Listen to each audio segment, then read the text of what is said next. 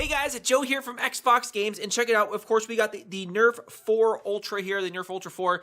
You know, this has only been out, just maybe like a month, maybe a couple of weeks or so, and we were able to get our hands on one.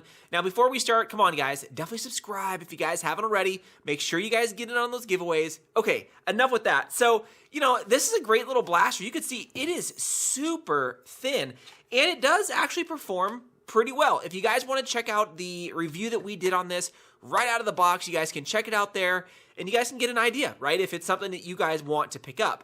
And you know, with most blasters, there's always a little few things that you can do here and there, like removing the AR restrictor, or the Air Restrictor, some people call it the AR, right? Or, you know, checking out the spring, or they're doing other little small modifications that can kind of enhance your blaster some. And with this particular blaster, you know, when it shoots great. But there are some times, if you look all the way down in the barrel, I know this is kind of hard to see. You see that little thing down there? Let's see if I can hit it. You kind of feel it, right? So what happens is when you put in the dart, it pushes back on the air restrictor. So sometimes if you don't shove this in far enough, or you got it halfway there, it only lets out so much air. And, you know, I'm always about, hey, when I pull this trigger, I want to make sure this thing shoots regardless if I, you know, put it in that much or really just kind of cram it down there. So that's why I'm going to remove the air restrictor out of this and show you guys, you know, out there, hey, this is how you do it. And we shouldn't gain any FPS because technically we should be able to really mimic the same airflow. It just won't matter how far you put the actual dart in there. We should get a more consistent shot because this way all the same air is always going out the same every single time, with regardless of how far you push this dart back into the actual breech, which is kind of nice. But we'll take a quick look and see maybe if we can do a tube seal or anything like that on this thing, because I haven't cracked this thing open yet. So let's break this thing open and kind of see what we got inside.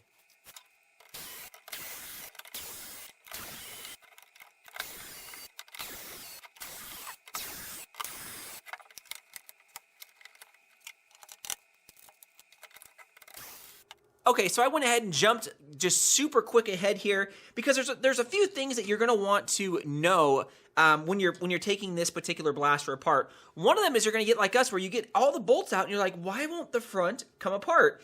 And that's because right at the end, you're going to notice that what they did is that end piece that goes down here, you could see they actually glued it on. So you actually can't really open that final piece up. It's going to be like this. And you're like, how is that sticking together?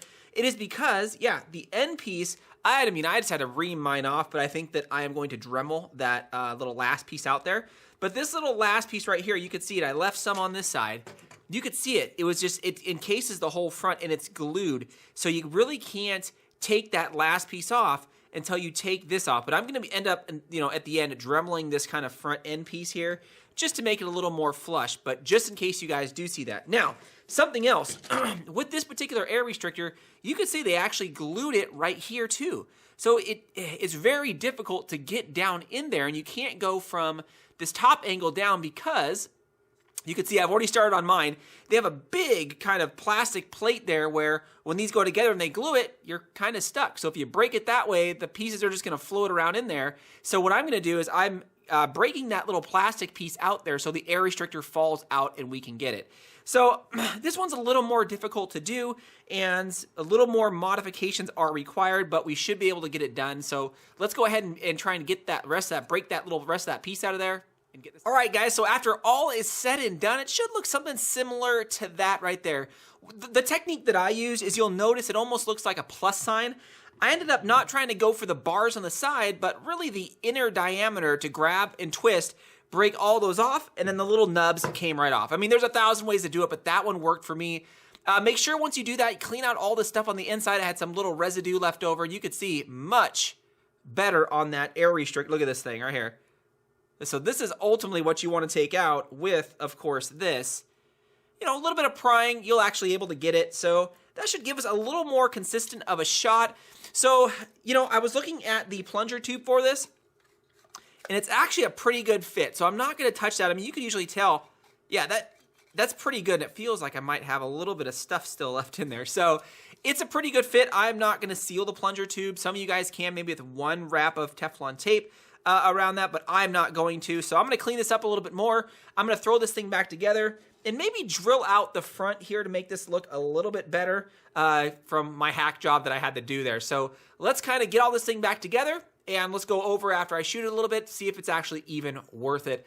I think it's worth it. It's always worth it, but we'll see if there's any decrease in FPS or anything like that. So let's get this thing all back together. I know some of you guys are probably asking. I had to show it really quick. So I went ahead and Dremeled that end piece off right there. Again, I'm going to clean this up later. I just did a quick job because I want to throw this thing back together. But you can see now when it fits together on the end piece, it's kind of flush, right? There's not that little nipple that was sticking out there before. It was this piece.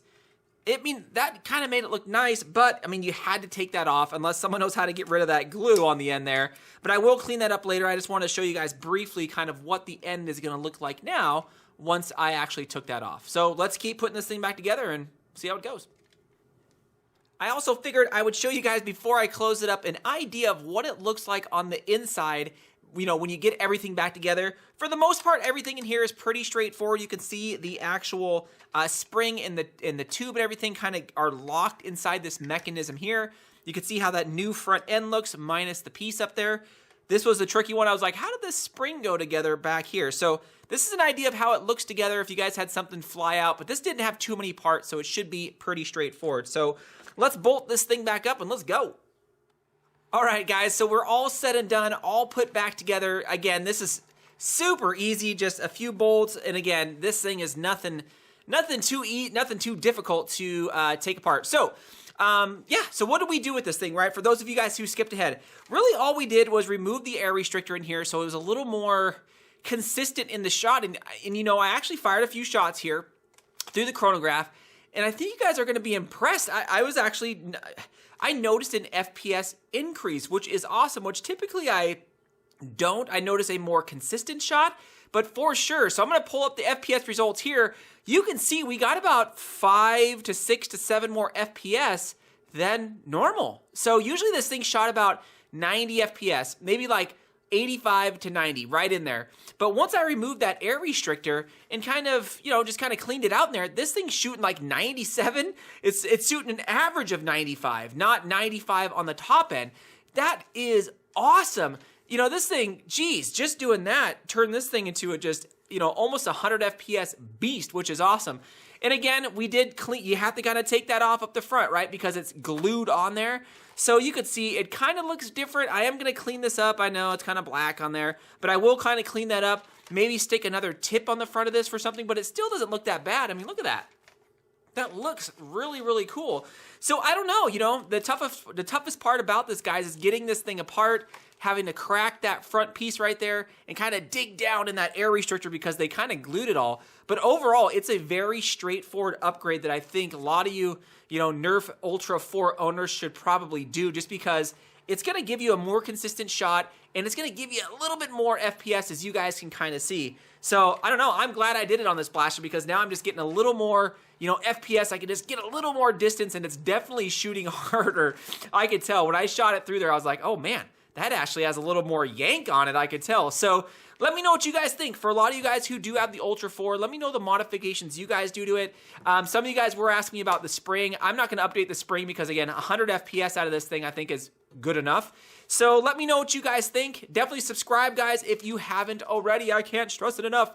Make sure you guys get in on those giveaways. We want you guys to win some of that cool stuff. Thanks again, Fox fans.